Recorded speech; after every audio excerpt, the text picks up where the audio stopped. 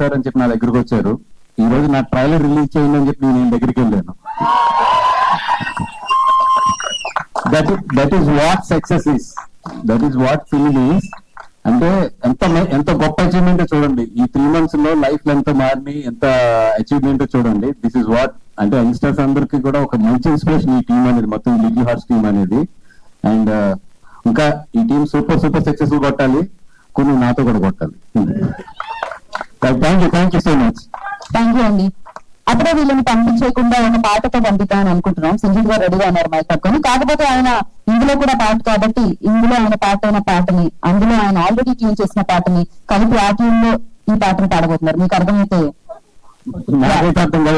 అర్థమైంది. యా, పాడండి, ఆలస్యం ఎందుకు.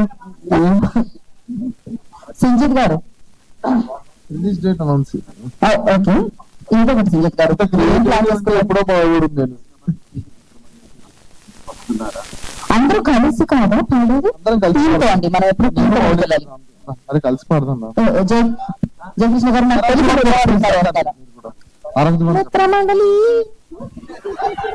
లిరిక్స్ ఉన్నాయన్నా? దానికన్నా ముందు ఏంటంటే ఒక స్వేచ్ఛ మ్యూజిక్ క్రెడిట్స్. ఓకే, ఏం జరుగుతుంది? Ready ready. నో మాటలు, ఓన్లీ పాటలు. ఇప్పుడు నేను విష్ణు పాట పాడుతున్నాను. మీలో సింగర్ బయట తీయండి. పాట తెలుసా?